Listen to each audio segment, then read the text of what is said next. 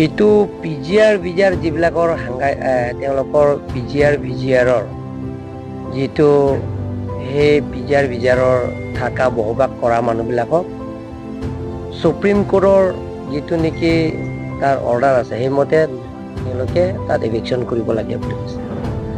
সেইমতে আমি কাৰ্বি আংলং অট'নমাছ কাউন্সিলৰ পৰা এটা সিদ্ধান্ত লৈছোঁ আৰু অল পলিটিকেল পাৰ্টি ৰাজনীতি দল সংগঠন তেখেতসকলৰ আলাপ আলোচনা কৰি আমি এভিকশ্যন কৰিম বুলি আমি সিদ্ধান্ত লৈছোঁ। সিদ্ধান্ত মতে আমি পিজিআৰ ভিজাৰৰ মাটি বসবাস কৰা সকলৰ কাৰণে আমি যিবিলাকৰ কাউন্সিলৰ পৰা এপইণ্টমেণ্ট দিয়া চৰকাৰী কামৰা 11 জনৰ আমি লগে লগে তেওঁলোকৰ আমি চাকৰিৰ পৰা আমি তেওঁলোকৰ টাৰ্মিনেট কৰিম। ইয়াৰ পিছত তেওঁলোকৰ কাৰ্বি আংলং অট'নমাছ কাউন্সিলৰ পৰা আমি নটিচ দিলোঁ যে আপোনালোকে 15 ডেইজৰ ভিতৰত পিজিআৰ ভিজাৰ থকা বসবাসকলে ইয়াৰ পৰা যাব লাগে, আমি এভিকশ্যন কৰিম। কিন্তু সেই নটিচ দিয়াৰ পিছত তাত বসবাস কৰা মানুহবিলাকে হাইকোৰ্টত PIL কেছ দিয়া হৈছে। PIL কেছ চলি আছে এতিয়ালৈকে। PIL কেছ দিয়াৰ পিছত আমিও লাগি আছোঁ কেছ জিকিবৰ কাৰণে, কিন্তু কেছটো এতিয়ালৈকে চলি আছে। PIL case contempt of court act 1971 under section 12 মতে আমি যদি এভিকশ্যন কৰিবলৈ হ'লে আমি ওটা পানিছমেণ্ট পাম, আৰু সেইটো কোৰ্ট কেছ চলি থকা সময়তো এভিকশ্যনটো কৰিব নোৱাৰে। সেইকাৰণে তেওঁলোকে যে হাংগাই ষ্ট্ৰাইক কৰিছে, হাংগাই ষ্ট্ৰাইক কৰি আমি আপত্তি কৰা নাই, কিন্তু আমি কৈছোঁ যে আলাপ আলোচনাৰ মাজতে সমস্যাটো সমাধান কৰিব পাৰিম। কিন্তু তেখেতসকলক ৰিটাৰ্ণ দিব লাগে বুলি কৈছে। ৰিটাৰ্ণো আমি দিছোঁ কাৰ্বি আংলং অট'নমাছ কাউন্সিলৰ পৰা। ৰিটাৰ্ণ দিছোঁ প্ৰিন্সিপাল ছেক্ৰেটাৰীৰ জৰিয়তে মই প্ৰেৰণ কৰিছোঁ যে আলোচনা কৰিম, আপোনালোকে আহক। আজি ডেটটো ঠিক কৰাইছে, আজি 4 বাজি। আজি 4 বাজি তেওঁলোকৰ লগত আলোচনা কৰা আজি সিদ্ধান্ত লৈছোঁ কাউন্সিল কনফাৰেন্সত, কিন্তু তেওঁলোকৰ অহা নাই। যোৱাকালি তেওঁলোকৰ কেইজনমান ধাৰণা পাৰ্টি তেওঁলোকৰ আৰক্ষীয়ে ট্ৰিটমেণ্টৰ কাৰণে তেওঁলোকে গুৱাহাটী লৈ গৈছে চিকিৎসাৰ কাৰণে।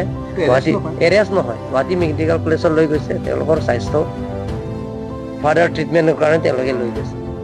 গতিকে সেইটো লৈ তেখেতসকলে মানুহৰ মনতো ভুল বুজাবুজি হৈছে যে এইটো এৰেষ্ট কৰা হৈছে বুলি, যে কেইজনমান ল'ৰা যুৱক যুৱতী আহি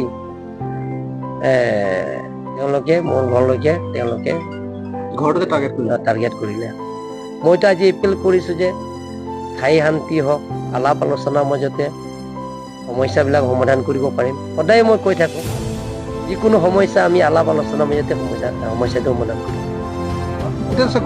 ঘৰটো নাই, মোৰ মানে দেউতা আছে তাতে। দেউতাটো যে ট্ৰিটমেণ্টৰ কাৰণে গুৱাহাটীতে আছে, ঘৰত কোনো নাই। কাম কৰা কেইজনমান আছে। তাৰপিছত গাঁৱৰ মানুহবিলাকৰ আহিছে, গাঁৱত পৰিয়ালবিলাক প্ৰায় 200-300 জনমান পৰিয়ালবিলাক আহিছে, আহি বাধাও দিছে। কিন্তু তেওঁলোকৰ তাৰ পাথৰ লৈ আনিছে, তাৰপিছত আকৌ পেট্ৰল লৈ আনিছে, তাৰপিছত ঘৰটো জ্বলাই দিছে। এটা ঘৰটো আছে নেকি, 2টা ঘৰটো জ্বলাইছে। যিবিলাকৰ ড্ৰাইভাৰ ছিকিউৰিটিবিলাক থকা ঘৰটো জ্বলাইছে। কোকাৰ পৰা আহি আছোঁ যে আজি 4 বাজি আলোচনা কৰা কথা কাৰণে মই আজি আহি আছোঁ। ইয়াত 4 বাজি আগতে মই পাইছোঁ, কিন্তু ইয়াত ঘটনাটো ৰাস্তাতে মোৰ হৈছে। তাৰমানে আৰক্ষীয়ে মানে কালি ভুল বুজাবুজি নোহোৱা হ'লে বা এৰেষ্ট কৰা বুলি ওলালে ৰাতিপুৱাৰ পৰা, নোহোৱা হ'লে চাগে আৰক্ষীয়েও নজনালে নেকি, তেওঁলোকৰ প্ৰশাসনে অলপ বুলি ভাবিলে?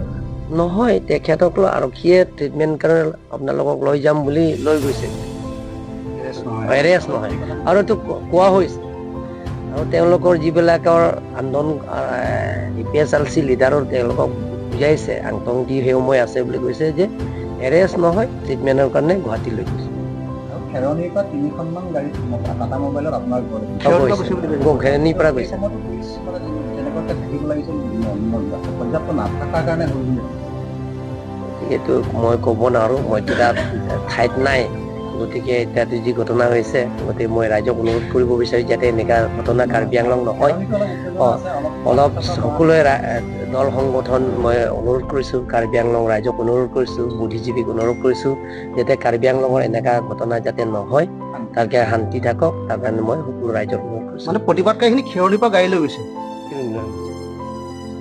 Thank U.